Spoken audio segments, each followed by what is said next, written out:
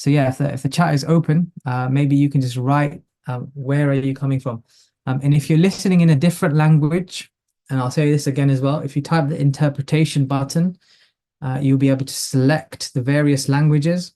So we have German, we have French, Portuguese, Spanish, Korean, Croatian, Ukrainian, and also Italian. So yeah, you can join in any of these languages. So if you just type interpretation, and then I will soon introduce the speakers as well. Okay, let's see where everyone's coming from. So we've got South Africa, Netherlands, Switzerland, Brussels, UK, London, Gloucester, India, Germany, Italy, sunny Scotland, Tokyo, amazing.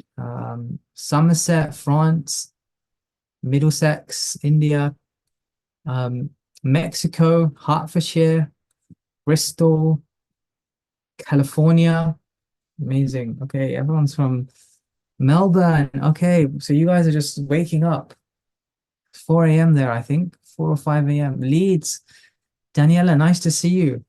Thanks for joining.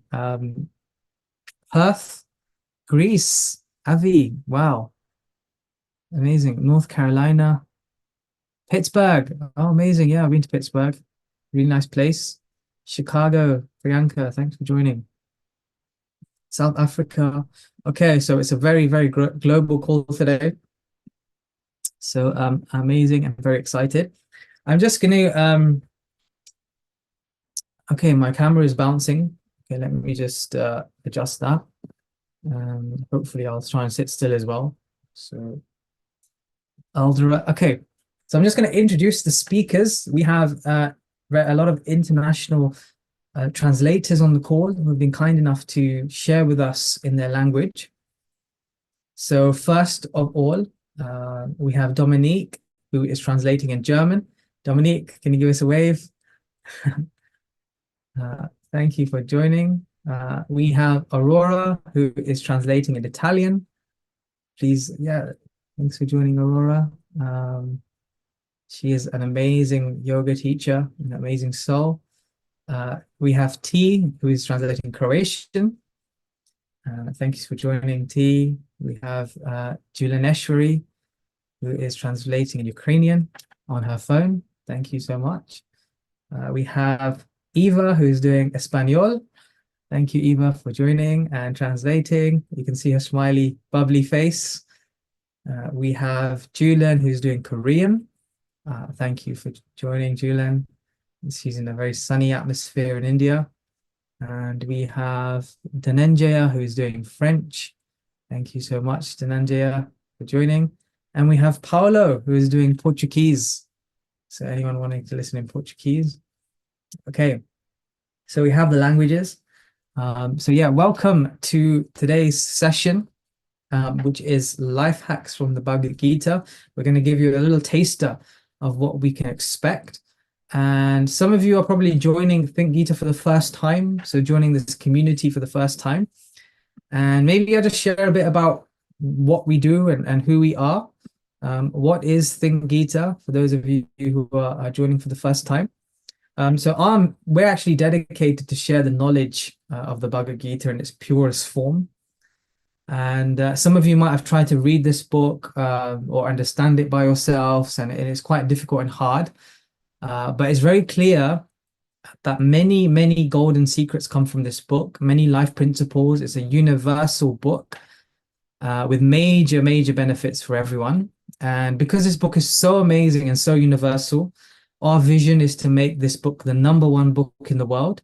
And our mission is to become the #1 place to study this book in the most authentic way possible. So what do we offer? So we have courses like this. We have day retreats. We have weekend retreats. We do trips to India. We have community circles where we learn this wisdom in small groups. We even do corporate talks where we go into people's workplaces or companies. We visit spiritual festivals. Maybe some of you might have joined from Mind, Body, Spirit. We even teach children. We're producing a children's book. We have weekly talks, weekly wisdom talks, and even right now, There's a monthly wisdom talk happening in central London.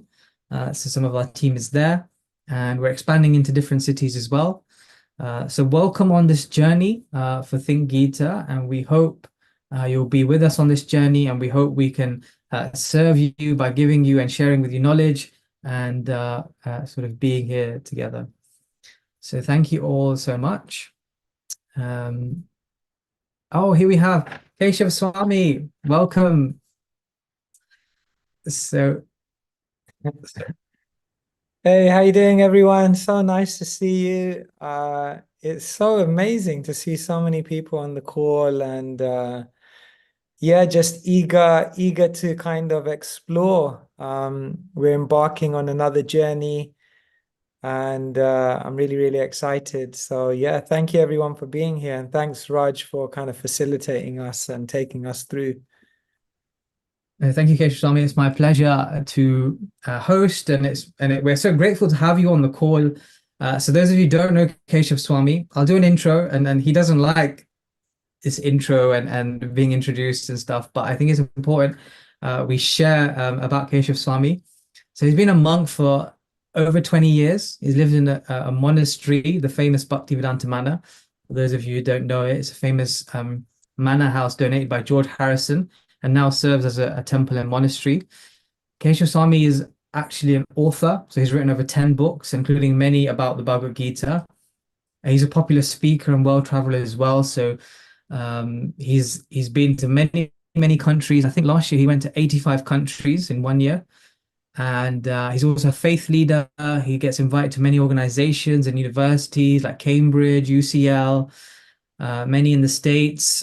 He's spoken at Google, IBM, Apple, EY. He's also the co-founder and content creator of Think Gita.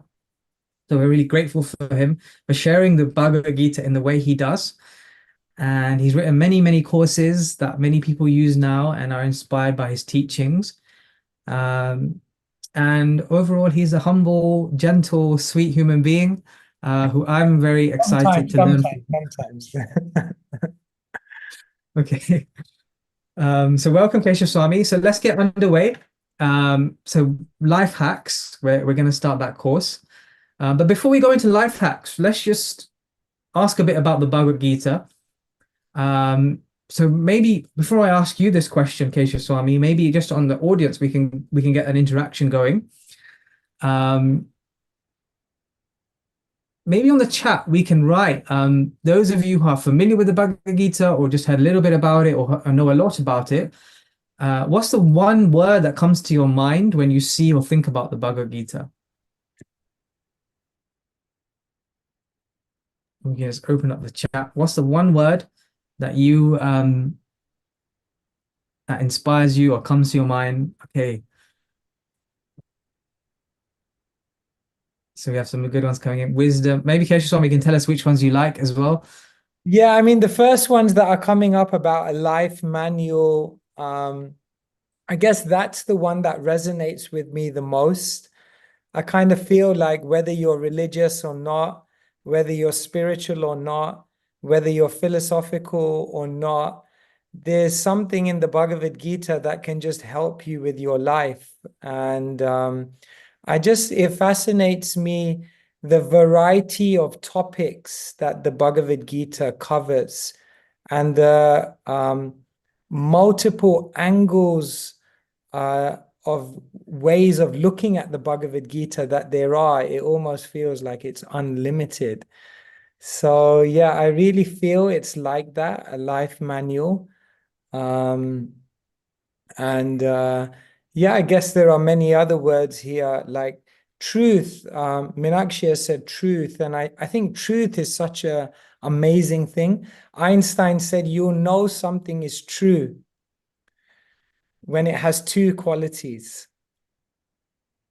Wow, look at that. Wow, that was like the first thing is that it's simple, and the second thing is it's beautiful. And I thought that's so profound. Einstein said, "You'll know something is the truth when it's simultaneously simple and beautiful."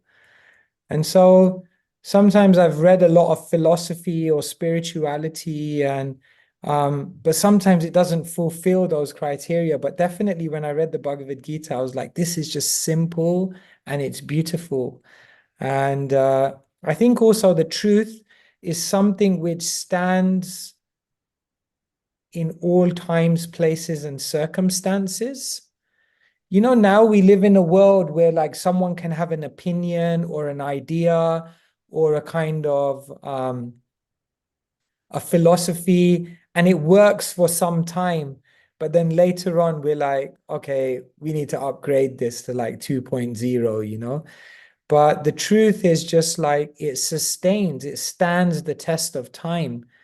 And so I really like Minakshi's point, and Nicoletta said that as well, that truth, because I think when we can find truth, um, not only is it simple and beautiful, but I think it makes our life also simple and beautiful, you know? Yeah. Amazing. Thank you everyone for sharing your answers. So Keshav Swami, some nice points you've made already. Um, I guess for somebody who's seeing this book for the first time, or even from before, yeah, and like you mentioned, it stands the test of time. It's super relevant now. But in a snapshot, like what would you say the Bhagavad Gita is to you? Like what is it? What is this book? How can we relate to it? And obviously we're doing this life hacks course, so how can it be that this book 5,000 years ago is so impactful and relevant for our times today? How is that? Yeah. For me, like the most important thing in life is vision. They say, like vision is everything, like the way we see life, the way we see the world.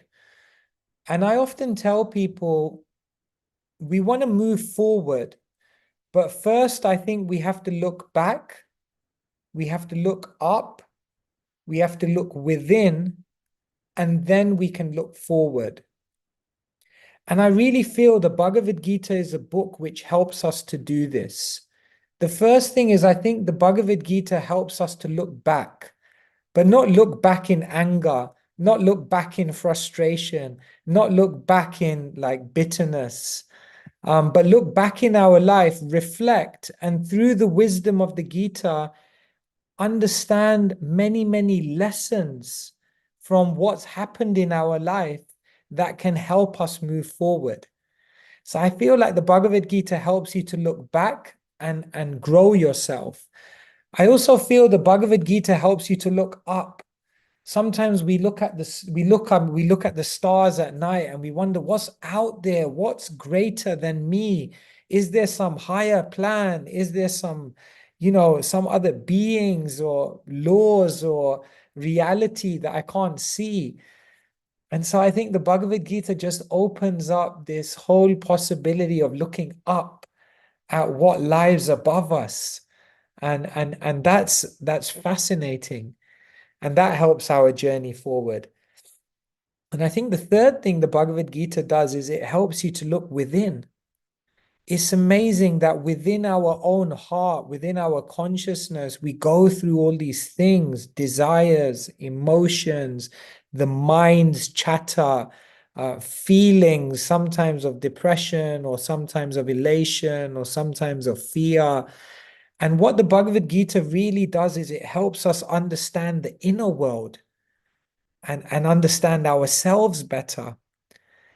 And so I think when you're able to look back through the Gita, you're able to look up through the Gita, you're able to look within through the Gita wisdom, then you can actually look forward and really understand like how to really move forward in life.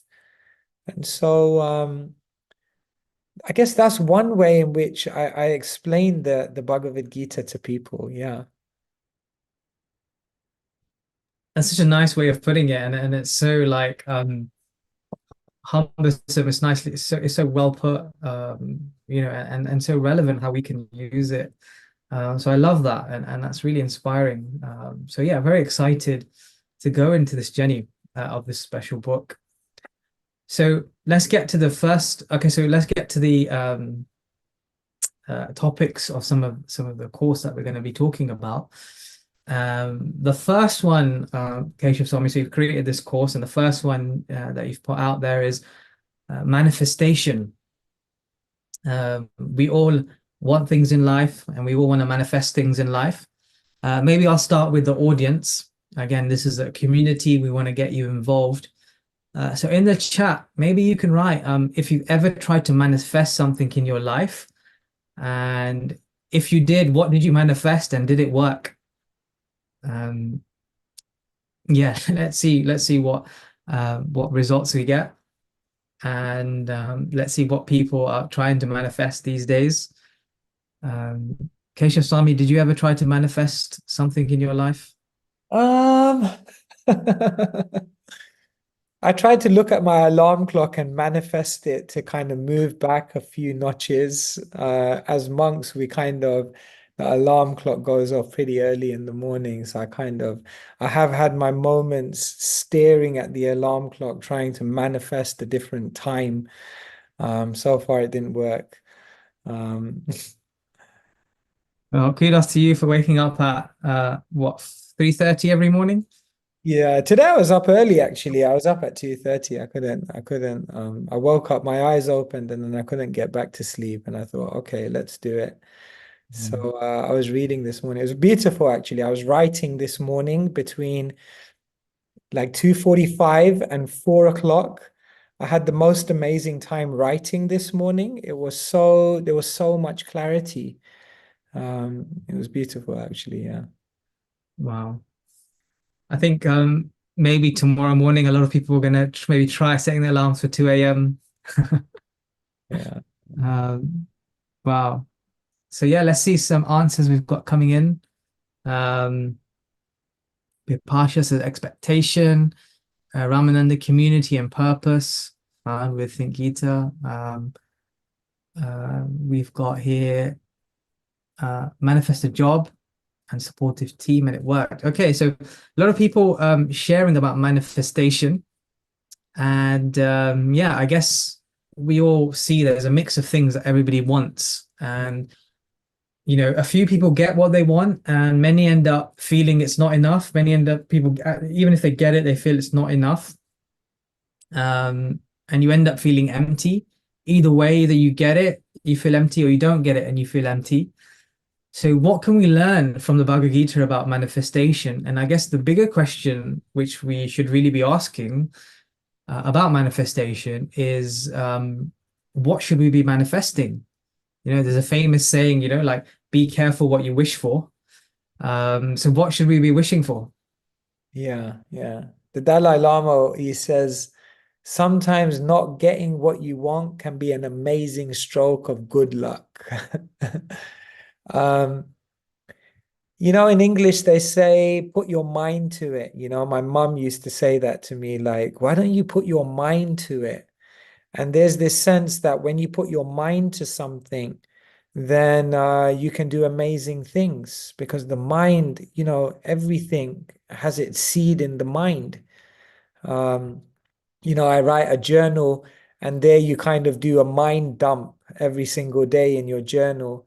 And sometimes I look back at thoughts I had 20 years ago, 25 years ago, and I see that thought where it led me to, and how there's a very clear trajectory from your thoughts to your destiny.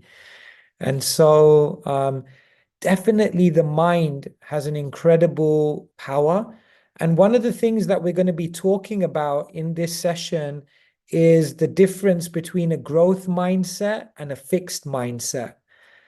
And, when I try to share things, I try to really share things that I've experienced.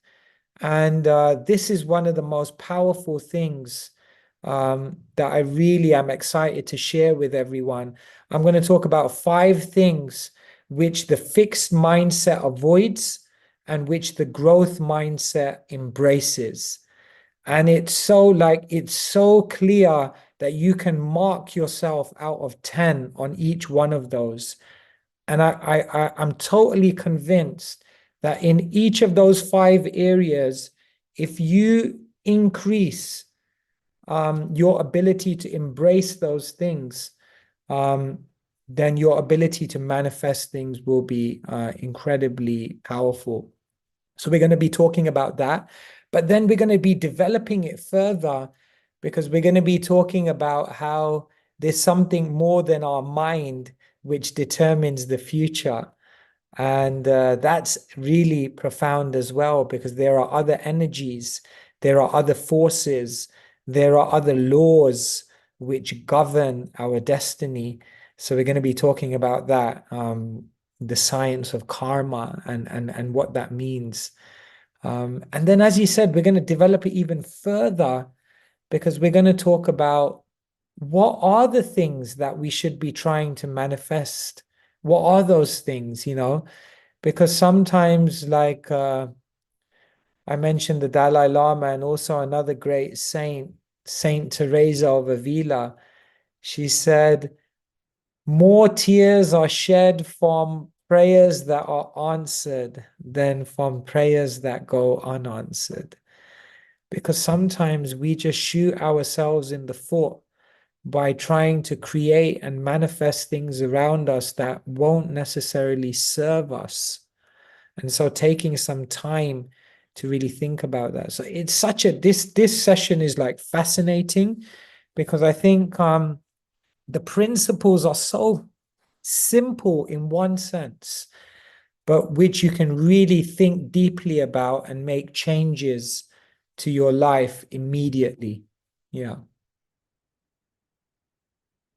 Yeah, that's really profound, and it's really I'm really excited like hearing about the five top things of that checklist of us growing, and now like nowadays I think we need that kind of checklist of looking at a mark of where are we and where can we grow. I know it's um very common now for us to kind of evaluate ourselves and make it very practical, and especially so I'm really excited to know what these five things are.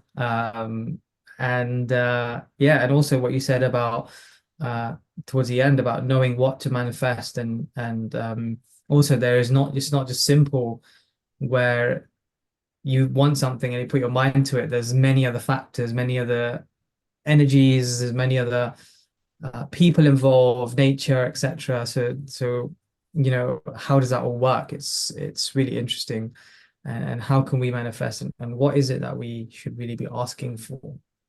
Um, so yeah, really, really excited and interested for that one. And yeah, if you are excited about or interested in any of these topics, put on the chat. If there's any questions you have around that, then you can also share. I guess we'll move on to the next one. Just trying to cover all of them today because we have less time, but obviously we'll be diving deeper into each of these. Um, the next topic you mentioned that we're going to dive into is money. So everybody, I guess most people want more money. So maybe on the chat we can write or share if you would like to have more money. And if you did have more money, what would you do with it? I'm hoping somebody says donate it to Think Gita so we can spread this wisdom, but it's okay if you don't. Just a Um, funny story. Once I was trying to get my NI number. Yeah, for those who are not in the UK, it's like a national insurance number. And so I was ringing up the government agency to try and get it. So the person goes on the computer, and he looks up my record, and he's like, where have you been for the last 25 years? Like, you haven't paid one contribution, haven't you been working? What have you been doing all this time? And so I was explaining to him that I'm a monk, I don't have any money, I don't have a bank account, I don't, and he was just kind of fascinated about that. So some people think it's ironic, like what's a monk really going to tell me about money management? But definitely the Bhagavad Gita is incredible, because it's so amazing that it doesn't tell us to walk away from the material, but it actually tells us how to embrace the material things in a way that will uplift our consciousness and empower us to make an incredible contribution to the world. It's beautiful, actually. Yeah, I think that's exciting because it's hard to equate the two together. It seems like spirituality and money are like two separate things. But when you mention this topic, and we hear actually, there's many like terms we hear about money, like it's the root of all evil. Money makes the world go round. Everybody wants more of it. It changes people. Even yeah, many different sayings around money. And I guess we live in a society where, people are getting richer, some people are struggling, and you know, I guess how do we view money from a spiritual perspective, and what are the guiding principles around money? Is it bad to be wanting to have money? So yeah, like what sort of things can we expect around these sort of topics and our interaction with money? Yeah, specifically, we're going to be talking about earning with integrity. We're going to be talking about spending with generosity. And we're going to be talking about how basically dharma, which is the righteous principles of living, when you gain money, but you have this kind of baseline values, then what happens is that money actually empowers you to make your best contribution. But when you don't have those baseline principles, then that money can actually drown you. So earning with integrity means that sometimes in the pursuance of money, we sell out on character, we sell out on relationships, we sell out on health, we sell out on actually pursuing our passion. It's amazing that when, like, in the cartoons, when like those dollar signs come up, like you just become blinded. You become blinded to what you're losing out on while you're getting that money. And so taking some time to just think how I need to earn, but how can I earn with integrity so that I don't lose a whole bunch of things while I earn money? Is a really important lesson. And then, yeah, once you get the money, what do you do with it? Like, how do you actually utilize it and engage it? Um, and there are considerations there because yeah, we say spend with generosity, but we need security in this world. We need certain conveniences in our life. How much is enough? How much is too much? Um, how much is luxury? How much is necessity? Uh, so how do we make those decisions about, how to actually then divide our money once we have it?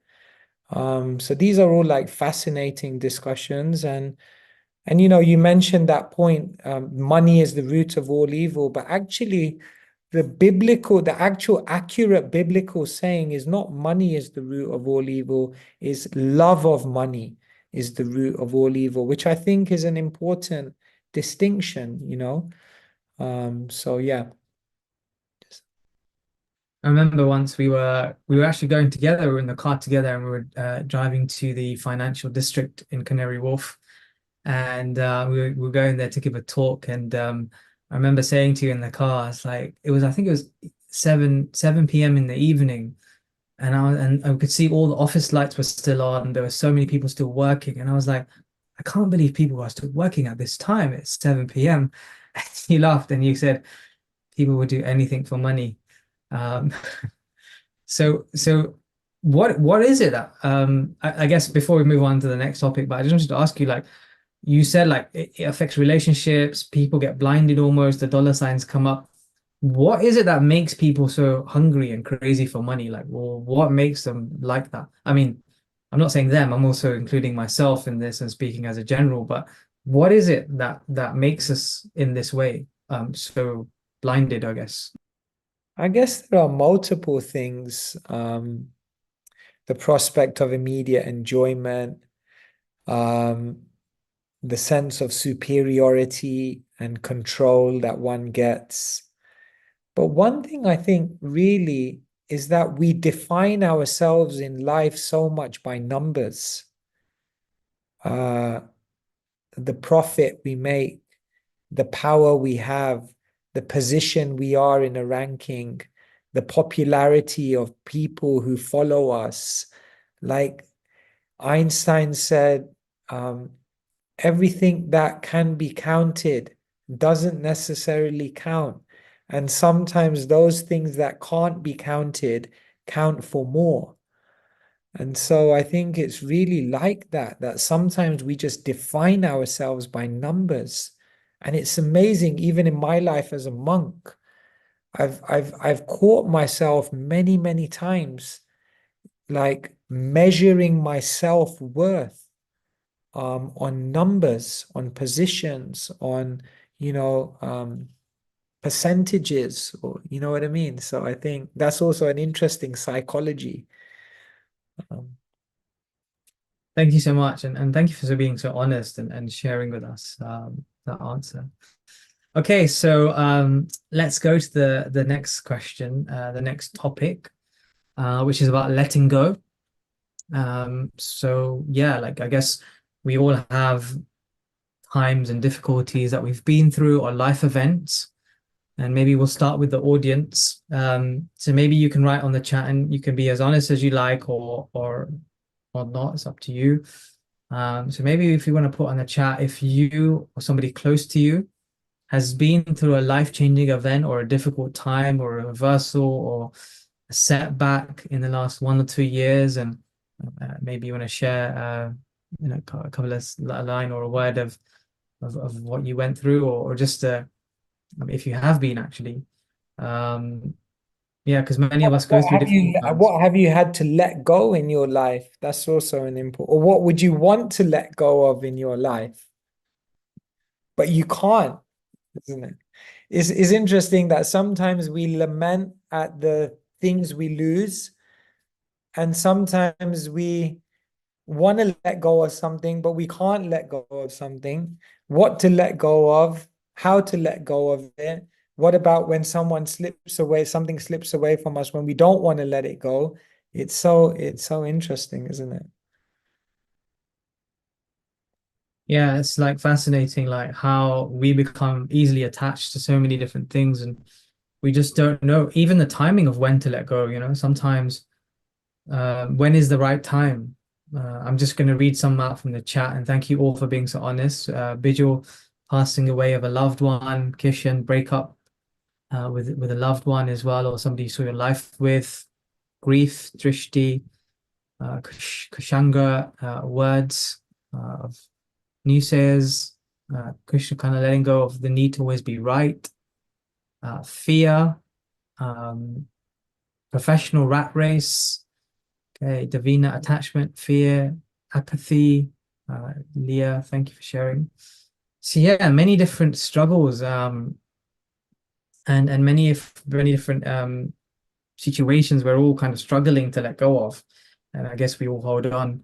I saw a recent video, and it was saying about how when we respond to difficult situations or challenges, um, those people who have the most disproportionate response, or struggle to let go, end up being the most affected, and struggle in life, and can struggle with finding happiness.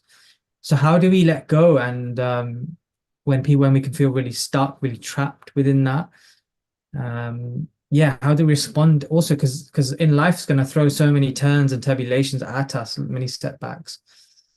So what would you say, and what will be uncovering in the course? I mean, I'm saying in the course, but even what you're saying now is so much wisdom and nuggets. So even just hearing from you now is amazing. Detachment is such a fascinating quality for me. When I first saw the monks, I think what stood out more than anything for me was just the air of detachment. Like, think about, like, I remember seeing a monk, and he seemed to just kind of float through the world. Like, he was just kind of not affected by things. He wasn't weighed down by, all these things. He had ability to adjust, to be flexible. Well, I remember first seeing a monk and I just felt as though he was like water. It was just like flowing and it just flow around. And I think detachment was what really captured my imagination. And over the years, I've tried to embody that detachment in different ways. And just being able to kind of live in this world, engage with things, care about things, and give your best efforts. And at the same time, just realizing I can't hold on to everything, I can't control it all. And sometimes I just need to learn to let go. It's such a fascinating topic. So we're going to be talking about that, how you develop that spirit of letting go through wisdom, how you develop that spirit of letting go by absorbing your consciousness in something higher, how you embody that spirit of letting go by just uh, training yourself in situations to respond in certain ways, and how training yourself to respond in those ways helps you to embody that detachment. So these are all real life skills. So yeah, I think letting go is just, in a world in which it's just constantly changing. We have to learn this, otherwise we'll perpetually be frustrated. Amazing. Thank you so much. And yeah, I guess detachment is something we also find really difficult.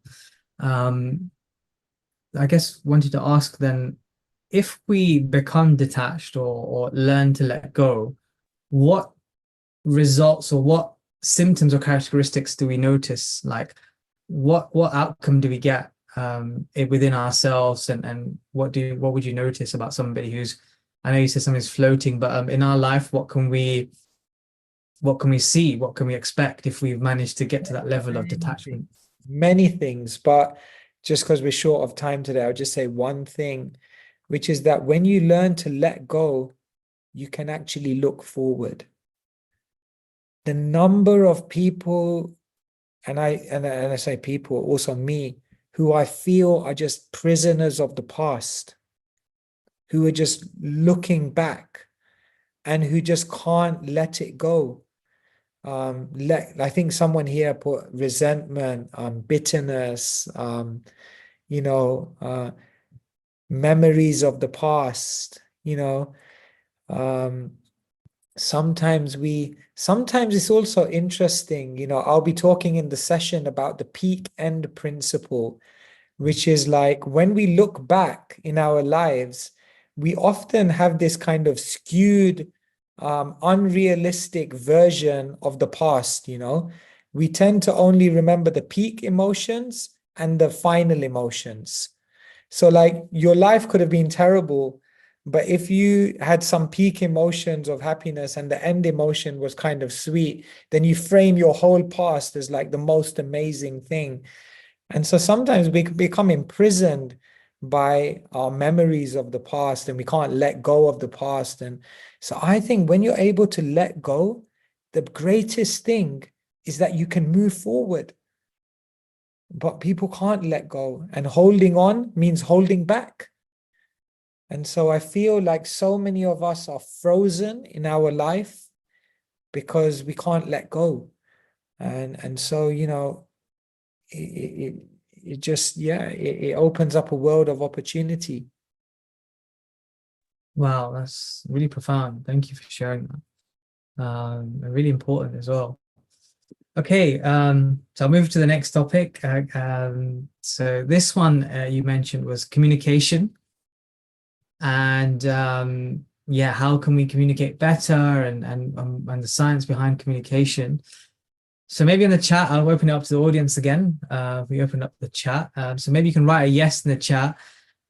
If you ever said something to someone that you didn't mean, either in the heat of the moment or in a situation, or you regretted it later. And those of you who are brave enough, maybe you can share, like, what did you say? Yeah, I guess we've all been through that situation where we don't have control. Actually, and I say, we can include WhatsApp message. We have the delete function now on the WhatsApp message. Email is kind of still not there, but sometimes you say something and you message that person and you regret it like as soon as you sent it. Okay, so many yeses: Garima, Halakshmi, Devraj, Minu. Yeah, okay. You can also share many times. Okay. So Keshav Swami, there's a famous saying, once your words leave your mouth, they can never be returned. And we live in a world of, I guess, hypersensitivity, where words mean a lot, and especially when verbal communication is less as well. And we can end up losing people because we say things we didn't mean, or our emotions take over. And many of us feel like, I wish I didn't say that. I wish I said this instead, we have that.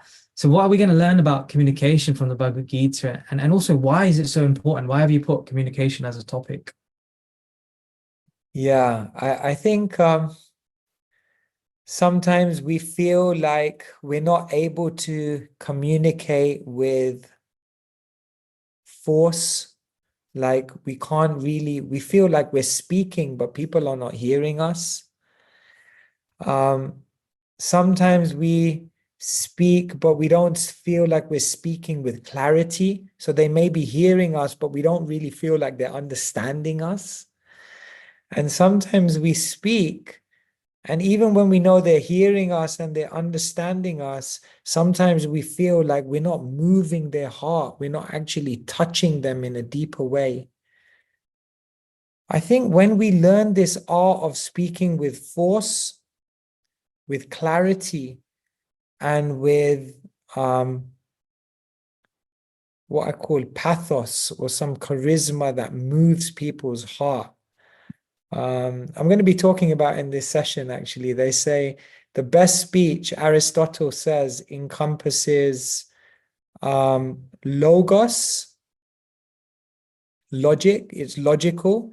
Ethos, it carries like some character behind it. And pathos, it's coming from a charismatic place which actually touches people's hearts.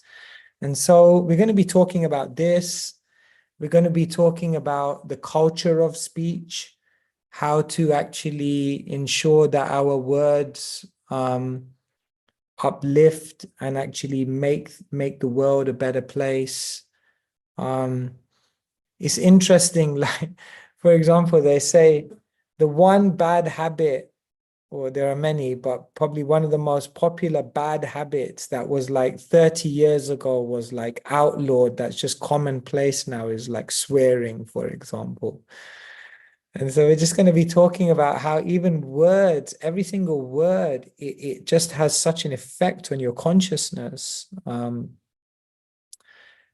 just other people, but your own consciousness. How you speak doesn't just affect other people, it affects who you are, it affects your own character, it affects your own qualities as well. So yeah, we're going to be talking about that.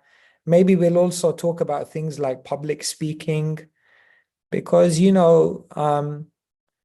public speaking, debating, having a conversation, for example, these are all great arts, and can be utilized very, very powerfully in the world to make great contributions if we learn the art of it. And so like the Bhagavad Gita is an amazing book, because it's not just the content of the conversation, which is amazing, but it's the way in which the conversation was conducted, which if you study it, you're like, wow, this is how you actually have a conversation. And you think like, oh my God, I don't really think I'm conversing with people. So yeah, we're going to learn a lot about dialogue, about communicating with clarity and inspiration, about all these things. So yeah. Wow, that's amazing. If we're gonna learn communication, I guess from you as well, who's so expert at communicating with such clarity and force, it's so powerful and profound. So yeah, we're all looking forward to that. And if I can also get anything from you, how to communicate better, and yeah, it'd be amazing. So really looking forward to that session. So we'll get to the last topic, which you mentioned was solitude of friendship. So I'm going to ask the audience first. So can you think of or share one person you can call a true friend in your life right now? Maybe you can, or I don't know, whoever that is. Maybe you can share. Do you have someone? And I guess I'll open up to you as well, Keshav Swami. So they say the spiritual journey is less about the I and more about the we. So how do we have better relationships and friendships? But I guess in this instance, you also mentioned, having that relationship with the self as well. I was on the train the other day and it was really interesting. I was going on the train and I was sitting there and I noticed that everybody was on their phone. Like nobody was talking to each other. Everyone was just like engaged on their phone, like become so disconnected. Um, so yeah, how do we resolve that? How can we have better relationships as society, as individuals? Because we're all kind of um yeah, we never have that moment of peace. I guess we never even think about, we don't even stop to think about that we're not actually talking to anyone. When I was on that train, nobody even like thought about it. Nobody looked up for a second. So yeah, what would you say about relationships and friendships, and what are we going to learn? Yeah, it's such an impersonal world that we live.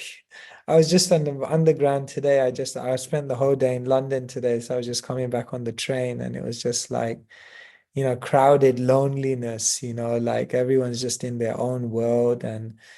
Um I feel like solitude, of course, as monks, solitude is just part of what we do, and it just kind of comes with the life we lead.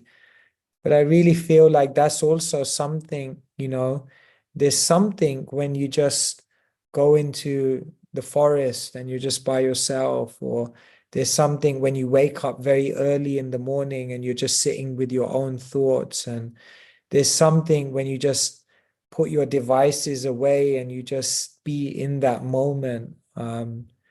This solitude is something which is fast being lost in the world we're living in today, because we're just constantly connected, we're constantly on demand. So I think we're going to be talking about that, how to be comfortable with solitude. I think people often struggle in quiet moments, they struggle with their mind, they struggle with what to do with themselves, they struggle with dark thoughts, and I think in solitude we learn to face that and process that and overcome that and understand that better. So we're going to be talking about solitude, and I think the people who are most emotionally equipped to connect with others are those who have understood themselves very well. Um, and this is not just on a mental and emotional level, but we're also talking about solitude as a process for self-realization and understanding our spiritual identity. And when we understand our own spiritual identity through that solitude and spiritual practice, then when we go to connect with others, we begin to see them beyond their temporary manifestations of body and mind. We begin to see something deeper within others. We can see beyond people's weaknesses. We can see beyond people's illusion. We can see beyond their mistakes. We can begin to see potential in others. And I think when we spend time connecting with ourselves, we can see more of that in others. But I feel like nowadays, because we don't have that spiritual vision, when we see others, we immediately cut off relationships. I'm so shocked by how quickly we cut off relationships in this world. It just takes a few things and people just cut relationships because maybe we haven't developed that spiritual vision to see beyond where someone is, and what, that where someone is doesn't determine who they are. Like there's potential there. So yeah, it's fascinating, this one as well. Yeah. Wow, that's really profound, and that point you made where it's so easy to cut off people, and it's so true, like so easy to now block someone or cut them out of your life. Out of, we kind of live in that age, and it's quite hurtful actually. It's quite it can be quite impactful, not just to the people, but even for yourself. But yeah, very excited for that session, and I guess for each one we're going to be going deeper and deeper. So I guess Keshav Swami, we're coming towards the end of the session. Maybe you can give us two reasons why somebody should join this Life Hacks course and connect with the Bhagavad Gita in this way. I mean, I say two, but you can give more if you like. I think the first thing is just being around this energy of people who are really searching. Um, this is so profound, it's not just about me as a teacher giving you guys information, but it's about the energy we create amongst ourselves, where we all try to really just be better and do better and learn more and explore further. And I think just the community of Think Gita is what I really, really appreciate more than anything. So I think just being around this energy of individuals is powerful. And the second thing I think is because what we're going to do in this course is we're going to give you things that you can actually practically experiment with the very next day. And I'm going to really work hard to try to give you very, very practical things. And say, like, why don't you guys try these 5 things next week and see what happens? And I think as we try to start applying some of these very practical aspects of spiritual life hacks, we're calling it life hacks. So I think you'll be able to begin to see how powerful wisdom is. So yeah, I guess the community and the practicality for me are like two huge um,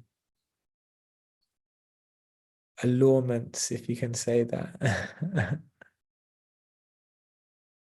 Yeah, I think that's such a nice point. I think when I was at the festival recently, the Mind, Body, Spirit, and a lot of people coming up to me and saying, "Yeah, I have the Bhagavad Gita, but I've never been able to understand it or read it. What would you recommend?" And the first thing like came to my mind was reading it with other people or having a community around it. Like you mentioned, it makes such a difference. It's actually really powerful. And like you said, the energy, even the energy, and I know we're all on Zoom, but even the energy on this call, you can really feel the potency or um, the centeredness around it. And like you mentioned, also the practicality. I guess one of the best features about your courses or the courses we have for Think Gita is how relevant they are and how practical we can apply them to our day. And I think that's what people are looking for from a book like the Bhagavad Gita, is extracting the uh, day-to-day changes that we can make to improve and grow and develop and um, give and center ourselves. So yeah, thank you so much, Kesha Sami, for sharing that. So I guess we're coming to the end of the session. Kesha Sami, would you like to take any more questions, or should we come to an end? We're on an hour and it's good. It's just a taster. So I think we've given you something of a taster. And yeah, today was quite general for all of you. We're just kind of touching on some of the topics. So yeah, next Thursday, please join us. We'll be talking about manifestation, and I think that growth mindset, I'm really excited to share that with you, because I think that's some of those principles are super powerful. So yeah, join us. It will be amazing stuff you can share with others, share with your friends and family, and experiment with. And yeah, hopefully it will be a hack which upgrades things for you. Yeah, looking forward to it. Amazing. Thank you so much, Kesha Swami. And like you said, like, you know, it's going to be amazing. And like my mom always said, if you can do something today, then why wait till tomorrow? So we'll be posting the link on the chat. So if you can, we request all of you to join us on this journey. And like Kesha Swami said, we can learn, we can grow together.